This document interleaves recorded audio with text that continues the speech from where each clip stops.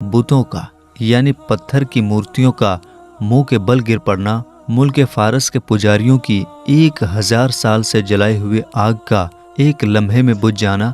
Hi guys, welcome back to my channel. This is रिएक्टोपीडिया और आज हम एक बहुत ही खूबसूरत वीडियो देखने वाले हैं जहां पे हम आप सल्लल्लाहु अलैहि वसल्लम की पैदाइश के बारे में जानेंगे कि अल्लाह के नबी सल्लल्लाहु अलैहि वसल्लम की पैदाइश जब हुई तो इस दुनिया में क्या क्या चीज़ें हुई और कैसे वो रहमत का नज़ूल उस दिन हुआ और कैसे आप सल्लल्लाहु अलैहि वसल्लम की जो अम्मी थी उनके साथ क्या क्या वाक़या हुए जब आप सल्लल्लाहु अलैहि वसल्लम की विलादत का वक्त आ चुका था। So yes, without wasting any further time, let's get into the video and see what is there in the video.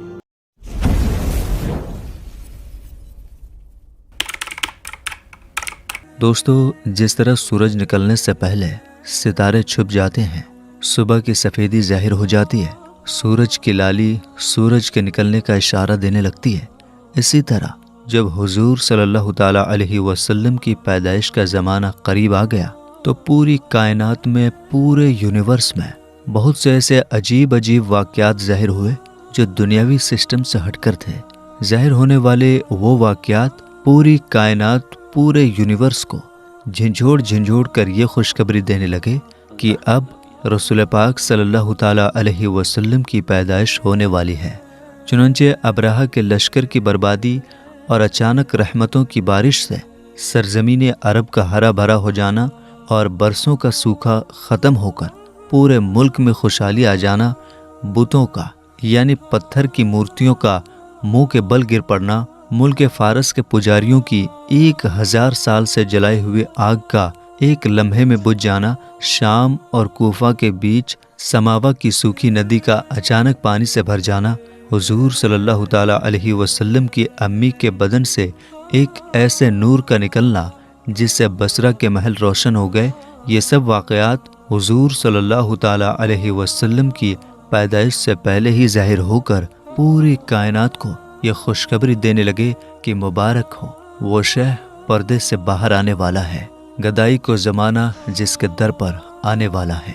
मुहद्दिस अबू नुऐम ने अपनी किताब दलाइलुन नबुव्वा में हज़रत अब्दुल्ला बिन अब्बास रदियल्लाहु अन्हुमा की रिवायत से यह हदीस बयान की है कि जिस रात हुजूर सल्लल्लाहु ताला अलैहि वसल्लम की नबूवत का नूर हज़रत अब्दुल्ला रदियल्लाहु ताला अन्हु से हज़रत आमिना रदियल्लाहु ताला अन्हा के बतन मुक़द्दस में पहुंचा तो पूरी दुनिया के तमाम जानवरों, ख़ास तौर से कुरैश के जानवरों को अल्लाह ताला ने बोलने की ताकत अता फरमाई और उन्होंने साफ सुथरी ज़बान में ऐलान किया कि आज अल्लाह ताला का वो मुक़द्दस रसूल माँ के शिकम में जलवागर हो गया जिसके सर पर पूरी दुनिया की इमामत का ताज है और जो पूरी दुनिया को रोशन करने वाला चिराग है।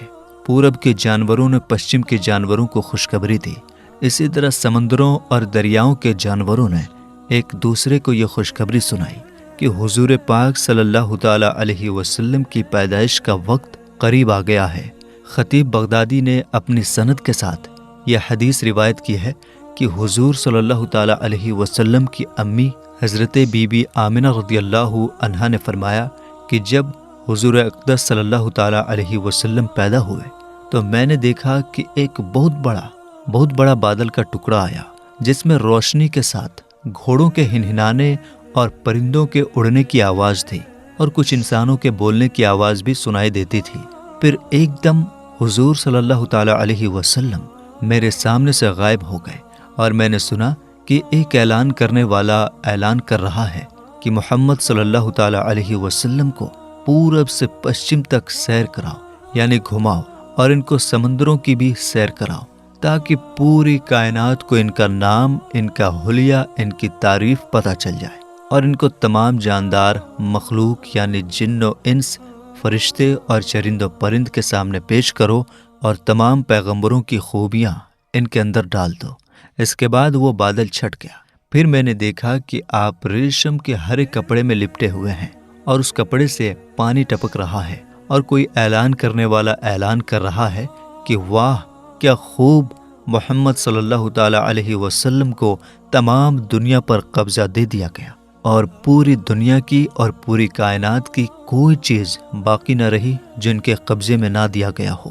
اب میں نے چہرہ انور کو دیکھا تو 14ویں کے چاند کی طرح چمک رہا تھا اور بدن سے پاکیزہ مشک کی خوشبو آ رہی تھی۔ پھر 3 شخص نظر آئے، ایک کے ہاتھ میں چاندی کا لوٹا، دوسرے کے ہاتھ میں ہرے رنگ کے ایک قیمتی پتھر کا پلیٹ، تیسرے کے ہاتھ میں ایک چمکدار انگوٹھی تھی۔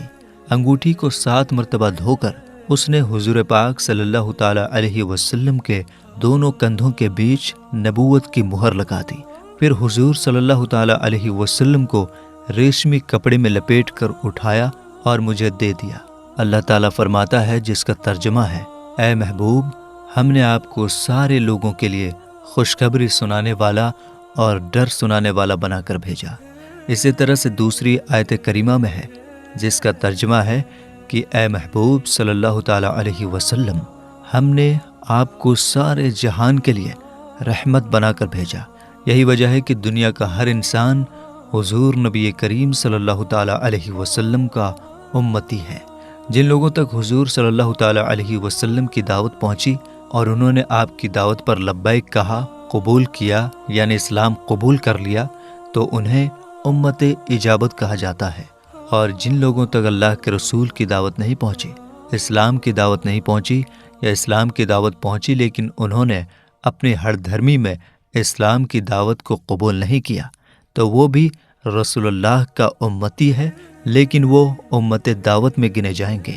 حضور پاک صلی اللہ تعالیٰ علیہ وسلم کی پیدائش کی تاریخ میں علماء کے بیچ اختلاف ہے، مگر صحیح اور مشہور تاریخ یہی ہے کہ آپ کی پیدائش ابرہہ اور ابابیل کے واقعے سے 55 دن کے بعد 12 ربیع الاول مطابق 20 اپریل سن 571 عیسوی کو ہوئی۔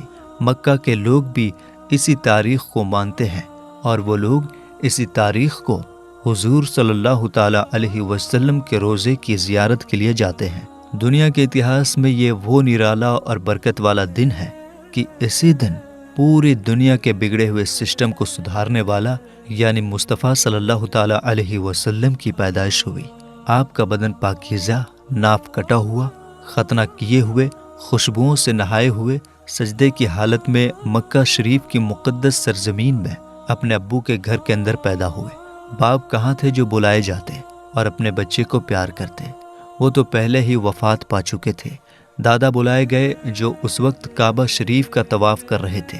یہ خوشخبری سن کر دادا عبد المطلب خوشی خوشی کعبہ شریف سے اپنے گھر آئے اور خوشی کے مارے محبت میں اپنے پوتے کو کلیجے سے لگا لیا۔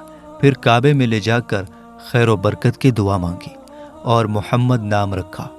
آپ صلی اللہ تعالیٰ علیہ وسلم کے چچا ابو لہب کی لونڈی سویبہ خوشی میں دوڑتی ہوئی گئی اور ابو لہب کو بھتیجا پیدا ہونے کی خوشخبری دی، تو اس نے خوشی میں شہادت کی انگلی کے اشارے سے سویبہ کو آزاد کر دیا، جس کا بدلہ ابو لہب کو یہ ملا کہ اس کی موت کے بعد اس کے گھر والوں نے اس کو خواب میں دیکھا اور اس کا حال پوچھا تو اس نے اپنی انگلی اٹھا کر یہ کہا کہ تم لوگوں سے جدا ہونے کے بعد مجھے کچھ کھانے پینے کو نہیں ملا، صرف سویبہ کو آزاد کرنے کی وجہ سے اس شہادت کی انگلی کے ذریعے مجھے کچھ پلا دیا جاتا ہے۔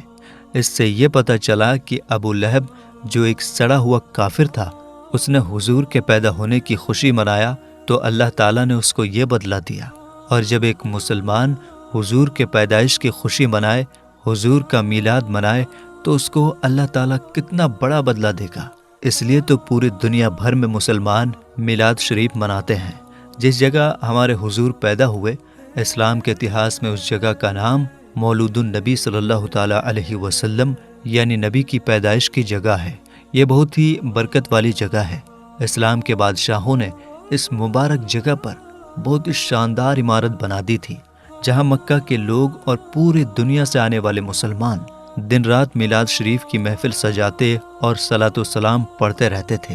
سب سے پہلے حضور صلی اللہ تعالیٰ علیہ وسلم نے ابو لہب کی لونڈی حضرت سویبہ کا دودھ پیا، پھر اپنی امی حضرت آمنہ رضی اللہ تعالیٰ عنہا کا دودھ پیتے رہے، پھر حضرت حلیمہ سعدیہ رضی اللہ تعالیٰ عنہا آپ کو اپنے ساتھ لے گئیں اور اپنے قبیلے میں رکھ کر آپ کو دودھ پلاتی رہیں۔ اور انہی کے پاس آپ صلی اللہ تعالیٰ علیہ وسلم کے دودھ پینے کا زمانہ گزرا۔ عرب کے امیر خاندان والوں کا یہ طریقہ تھا کہ وہ اپنے بچوں کو دودھ پلانے کے لیے آس پاس کے دیہاتوں میں بھیجتے تھے تاکہ دیہات کی صاف ستھری آب و ہوا میں ان کی جسمانی صحت اچھی ہو جائے اور وہ اچھی طرح سے عربی زبان بھی سیکھ جائیں۔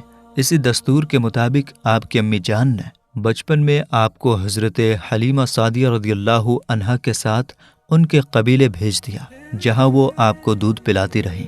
اس زمانے میں آپ سے بہت حیران کر دینے والے واقعے سامنے آئے۔ بچپن میں آپ صلی اللہ تعالیٰ علیہ وسلم کا جھولا فرشتوں کے ہلانے سے ہلتا تھا، چاند آپ کی انگلی کے اشاروں پر حرکت کرتا تھا۔ بچوں کی عادت کے مطابق کبھی بھی کپڑوں میں پاخانہ پیشاب نہ فرمایا، بلکہ ہمیشہ ایک فکس ٹائم پر حاجت فرماتے۔ عمر مبارک کچھ سال ہوئی تو باہر نکل کر بچوں کو کھیلتا دیکھتے، مگر خود کھیل کود میں شامل نہ ہوتے۔ لڑکے کھیلنے کے لیے بلاتے تو فرماتے کہ میں کھیلنے کے لیے نہیں پیدا کیا گیا۔ آپ کی جوانی سچائی، ایمانداری، وفاداری، وعدوں کی پابندی، رحم و سخاوت، دوستوں سے ہمدردی، پیاروں کے غم میں شامل ہوتے، غریبوں اور مفلسوں کی خبر رکھتے، یہاں تک کہ آپ کے اندر تمام نیک عادتیں پائی جاتی تھیں۔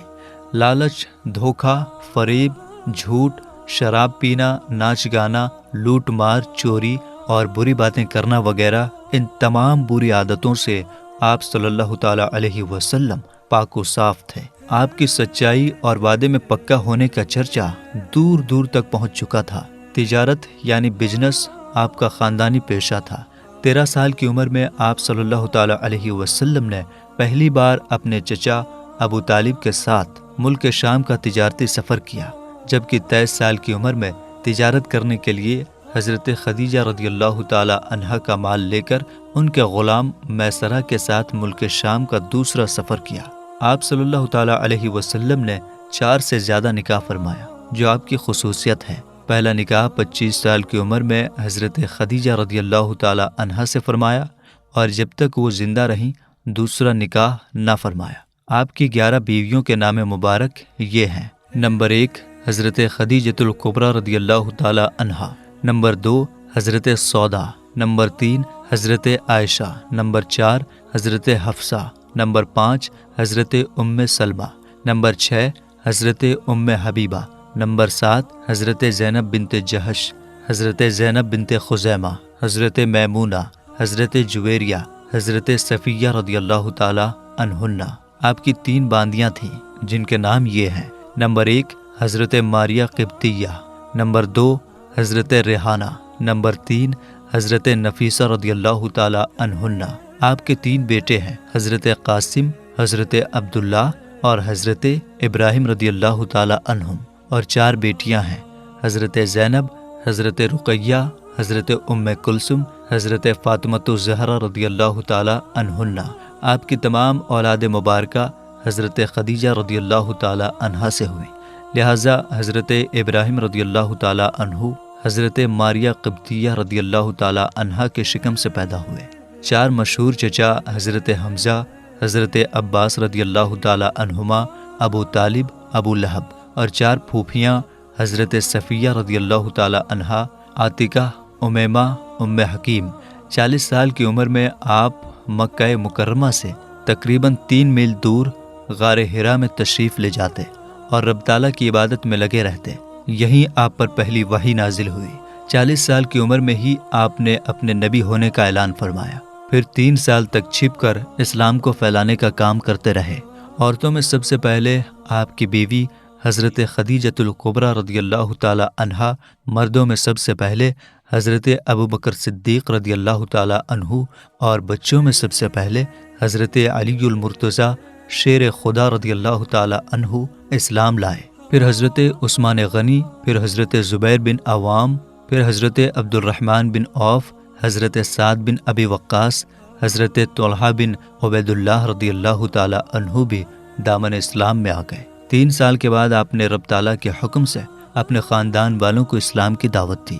اللہ کے عذاب سے ڈرایا، لیکن انہوں نے اسلام کی دعوت قبول کرنے سے انکار کر دیا اور ناراض ہو کر نہ صرف چلے گئے بلکہ آپ کے خلاف اول فول بکنے لگے۔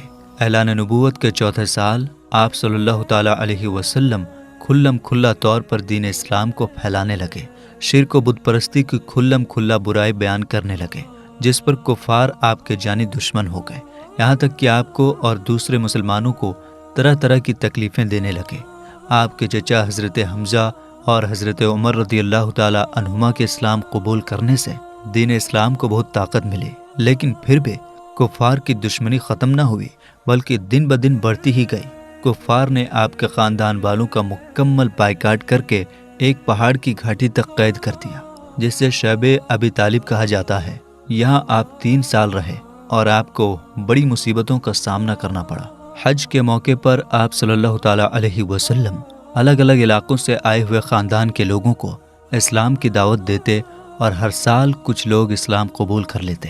اعلان نبوت کے 13ویں سال مدینے سے آئے ہوئے 72 لوگوں نے اسلام قبول کیا اور واپس جا کر اپنے یہاں اسلام کی دعوت دینا شروع کر دی، اور دھیرے دھیرے اسلام کی روشنی مدینہ سے کوبہ تک گھر گھر پھیل گئی۔ اعلان نبوت کے 13ویں سال سرکار مدینہ صلی اللہ تعالیٰ علیہ وسلم نے مسلمانوں کو ہجرت کر کے یعنی مکہ کو چھوڑ کر مدینہ منورہ جانے کو کہا، اور بعد میں حضرت سیدنا ابو بکر صدیق رضی اللہ تعالیٰ عنہ کے ساتھ خود بھی مکہ چھوڑ کر مدینہ چلے گئے، اور وہاں آپ صلی اللہ تعالیٰ علیہ وسلم 11 سال رہے۔ پہلے سال میں مسجد قباء و مسجد نبوی کی تعمیر کی گئی، پہلا جمعہ ادا فرمایا، اذان اور اقامت کی شروعات ہوئی۔ دوسرے سال قبلہ تبدیل ہوا، یعنی بیت المقدس کے بجائے خانہ کعبہ کی طرف منہ کر کے نماز پڑھنے کا حکم دیا گیا۔ رمضان المبارک کے روزے فرض ہوئے، نماز عیدین و قربانی کا حکم دیا گیا۔ حضرت فاطمہ زہرا رضی اللہ تعالی عنہا کا حضرت علی رضی اللہ تعالی عنہ کے ساتھ نکاح ہوا۔ مسلمانوں کو جنگ بدر میں جیت حاصل ہوئی۔ تیسرا سال کفار کے ساتھ جنگ احد کا واقعہ پیش آیا۔ ایک قول کے مطابق اسی سال شراب کو حرام قرار دیا گیا۔ چوتھا سال صلاۃ الخوف کا حکم نازل ہوا۔ صلاۃ الخوف یہ وہ نماز ہے جو خوف کے عالم میں لڑائی کے میدان میں پڑھی جاتی ہے۔ حضرت امام حسین رضی اللہ تعالی عنہ کی پیدائش ہوئی۔ آپ صلی اللہ تعالی علیہ وسلم نے حضرت ام سلمہ اور حضرت زینب بنت جہش رضی اللہ تعالی عنہ سے نکاح فرمایا۔ نماز قصر اور پردے کا حکم نازل ہوا۔ 5واں سال آپ صلی اللہ تعالی علیہ وسلم نے حضرت جویریہ رضی اللہ تعالی عنہا سے نکاح فرمایا۔ جنگ خندق اور جنگ بنی مستلق واقع ہوئے۔ تیمم کا حکم بھی اسی سال نازل ہوا۔ 6واں سال صلح حدیبیہ اور بیت رضوان واقع ہوئے۔ بیت رضوان یعنی حضور صلی اللہ تعالی علیہ وسلم نے صحابہ کرام سے ایک وعدہ لیا تھا۔ آپ صلی اللہ تعالی علیہ وسلم نے بہت سارے بادشاہوں کو اسلام کی دعوت دینے کے خط بھیجے۔ حبشہ کے بادشاہ نجاشی رضی اللہ تعالی عنہ نے اسلام قبول کیا۔ اسی سال آپ پر جادو کیا گیا اور اس کے توڑ کے لیے سورہ فلق و سورہ ناس نازل ہوئیں۔ 7واں سال جنگ خیبر، جنگ جات الرقا واقع ہوئے۔ آپ صلی اللہ تعالی علیہ وسلم نے حضرت ام حبیبہ، حضرت صفیہ اور حضرت میمونہ رضی اللہ تعالی عنہن سے نکاح فرمایا، اور اسی سال حضرت علی المرتضی رضی اللہ تعالی عنہ کی نماز عصر کے لیے آپ صلی اللہ تعالی علیہ وسلم کی دعا سے سورج واپس پلٹا۔ 8واں سال آپ صلی اللہ تعالی علیہ وسلم کے لخت جگر حضرت ابراہیم رضی اللہ تعالی عنہ کی پیدائش ہوئی اور جنگ حنین واقع ہوا۔ مکہ مکرمہ فتح ہوا۔ 9واں سال شاہ حبشہ حضرت نجاشی رضی اللہ تعالی عنہ کا وصال ہو گیا۔ کئی جماعتوں کی حضور کی بارگاہ رسالت میں حاضری ہوئی۔ حج کے فرض ہونے کا حکم نازل ہوا۔ جنگ تبوک پیش آیا، جس کے لیے صحابہ کرام علیہم الرضوان نے دل کھول کر مال و دولت پیش کیا۔ 10واں سال اللہ کے حبیب صلی اللہ تعالی علیہ وسلم کے لخت جگر حضرت ابراہیم رضی اللہ تعالی عنہ کا وصال ہو گیا، اور اسی سال آپ نے حج ادا فرمایا، جسے حجۃ الوداع کہا جاتا ہے۔ 11واں سال ہجرت کے 11ویں سال 12 ربیع الاول پیر کے دن مطابق 12 جون 632 عیسوی کو 63 سال کی عمر میں آپ صلی اللہ تعالی علیہ وسلم کا وصال ظاہری ہو گیا، یعنی پردہ فرما گئے، اور حضرت سیدنا عائشہ صدیقہ رضی اللہ تعالی عنہا کے حجرے یعنی گھر میں تدفین ہوئی۔ So this was the video and I'm sure کہ بہت ڈیٹیل طریقے سے بتایا گیا ہے اس ویڈیو کے اندر آپ صلی اللہ علیہ وسلم کی ولادت کے بارے میں، پیدائش کے بارے میں، کہ اس ٹائم پہ کیا کیا ہوا، لیکن یہ سب چیزیں ہم بچپن سے سنتے آئے ہیں کہ آپ صلی اللہ علیہ وسلم کی پیدائش کے ٹائم پہ رحمتوں کا نزول ہوا، جانوروں نے دوسرے جانوروں کو بدھائی دی اور یہ بتایا کہ اللہ کے نبی صلی اللہ علیہ وسلم کی ولادت کا وقت آ چکا ہے۔ کتنی رحمتیں اور کتنی برکتیں نزول ہوئی اس دنیا پہ، اور کیسے آپ حضرت آمنہ رضی اللہ تعالیٰ عنہا نے آپ صلی اللہ علیہ وسلم کی ولادت کے ٹائم پہ کیسے سپنے دکھائے گئے ان کو، اور کیسے ان کو یہ پتہ لگا کہ یہ جو بچہ آ رہا ہے یقیناً ایک بلند مرتبے والا بچہ ہے اور اس کا مستقبل روشن ہے اور اس کو اللہ نے کسی خاص منصب پہ فائز کرنا ہے۔ اور آگے جا کے کیسے پھر یہ انسیڈنٹ آگے چلتے ہیں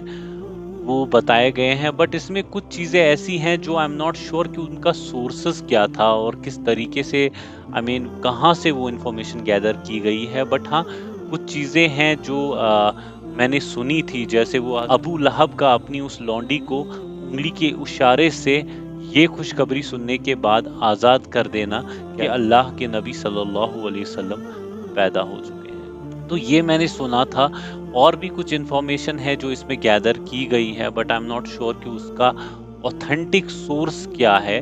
اور دوسری چیز جو میں نے اس میں نوٹ کی جو تھوڑی سی عجیب لگی مجھے، وہ یہ تھا کہ آپ حضرت علی رضی اللہ تعالیٰ عنہ دعا کرتے ہیں اور سورج واپس پلٹ جاتا ہے، اور وہ انسیڈنٹ مجھے کچھ سمجھ نہیں آیا وہ کب اور اس کا سورس کیا ہے اور کس طریقے سے اس کو کوٹ کیا گیا ہے اس ویڈیو کے اندر۔ بٹ یس، اس ویڈیو کے اندر جو چیز میرے کو بہت اچھی لگی اس میں، and that is seriously very beautiful, کہ پتہ لگتا ہے کہ یہ ہجرت کے کتنے عرصے کے بعد یہ انسیڈنٹ ہوا، کس سال میں کون سی چیز ہوئی۔ سو وہ بہت ہی انٹرسٹنگ پارٹ تھا اس ویڈیو کا۔ And yes, that is the video for today, and I will be back soon with a different video. Till that time, please do take care of yourself and keep remembering me in your dua. Allah Hafiz.